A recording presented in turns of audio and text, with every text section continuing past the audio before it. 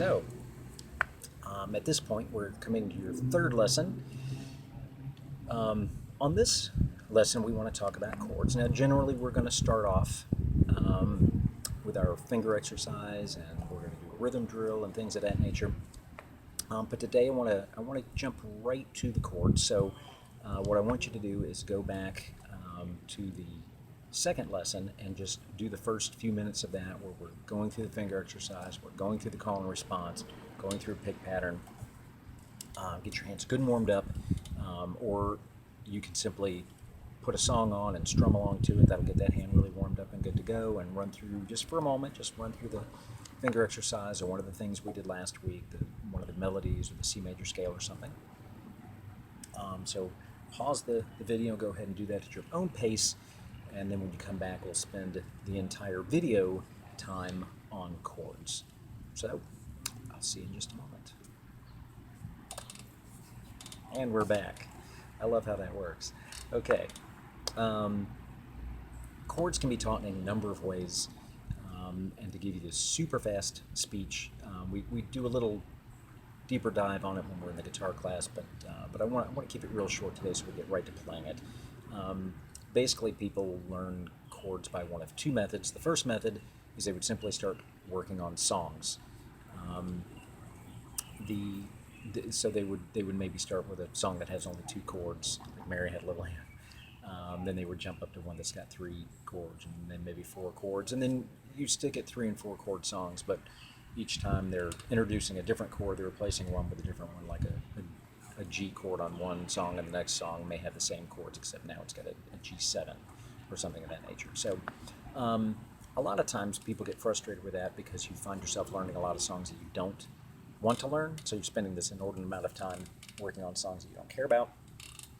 And then so they inadvertently go to the other method, which is just getting some chord book and learning tons of chords. The problem with that method is if you're not using those chords, you tend to forget them. And so you have been spending a lot of time on rote memorization that you've wasted because again, if you're not utilizing every single chord, and if you've sat and learned 20 chords or 30 chords or 50 chords or 100 chords, we're simply not going to use that many right off.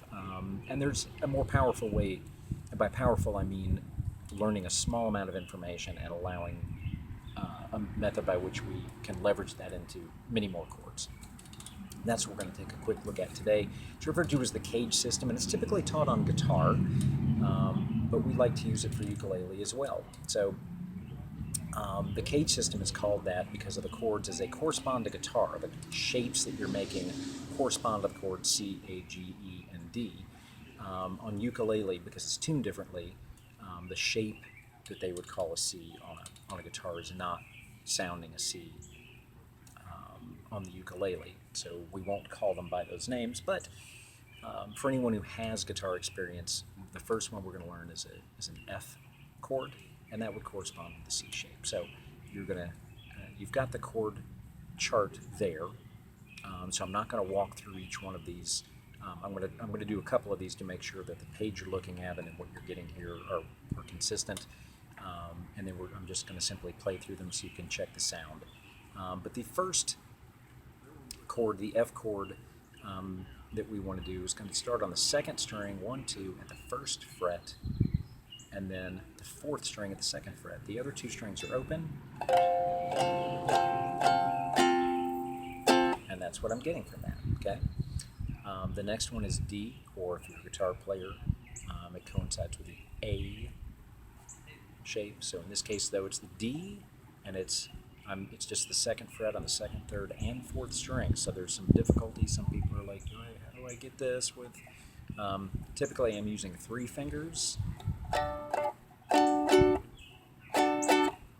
Some people spin it around that way. The big thing is to just experiment and see what you get, but typically I line them up in a linear fashion, 3, 2, 1, or 4, 3, 2, and then you're just playing all 4 strings.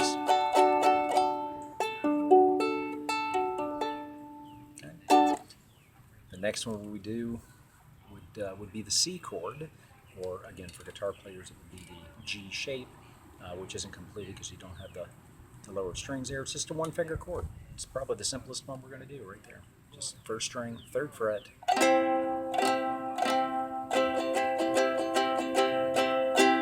Okay.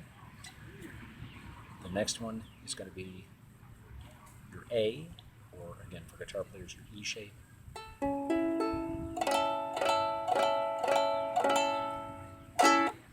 So first 2 strings open, and then 1 and 2 on the 3rd and 4th strings. And then your last chord for guitar players is your D shape. For ukulele, it's your G chord. So I'm going to start with the 2nd finger. This one's a little bit dicey in terms of which finger you're using to make what happen. So I'm going to start with my 2nd finger, 2nd fret, 1st string. And then I'm jumping with my 1st finger, also the 2nd fret, but all the way to the 3rd string, and that leaves my 3rd finger to come right here in the middle. So again, 2nd finger on the 1st string, 1st finger on the 3rd string. Both of those are fret 2. And then my 3rd finger can come right in here on the 3rd fret, right in between them on the 2nd string. And that's your G chord. Okay.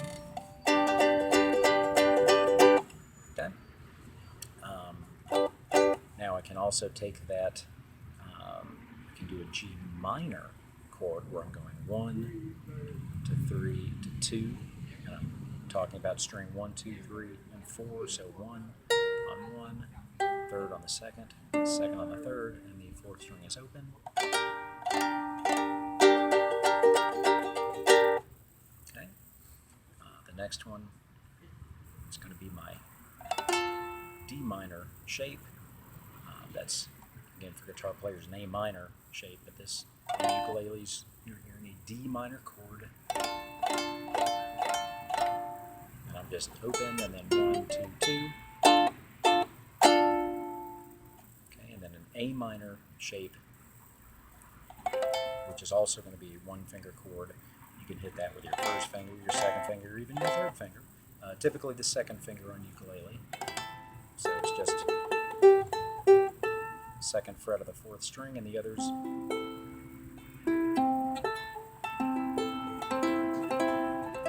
That's your A minor.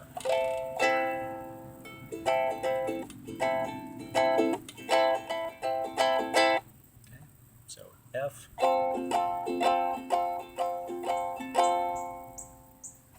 a D, to a C,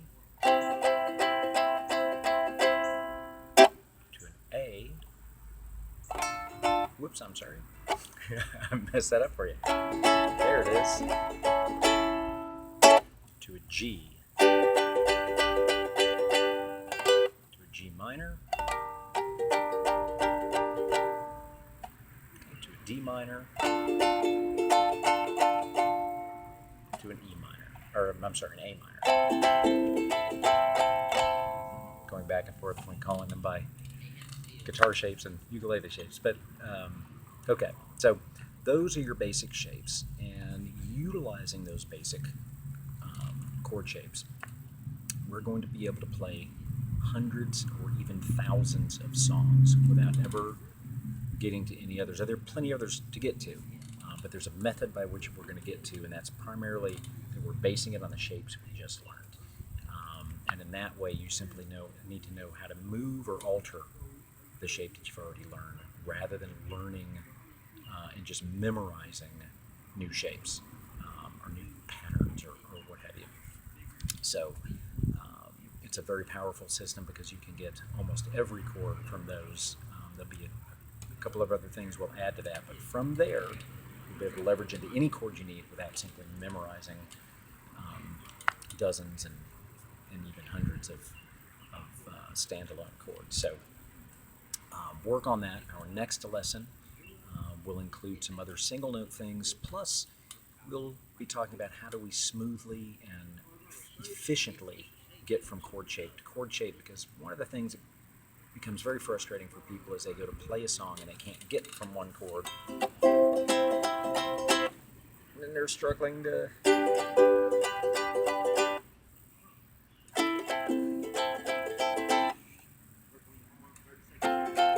so they've got all these gaps in between, rather than having that rapid smooth and clean and crisp.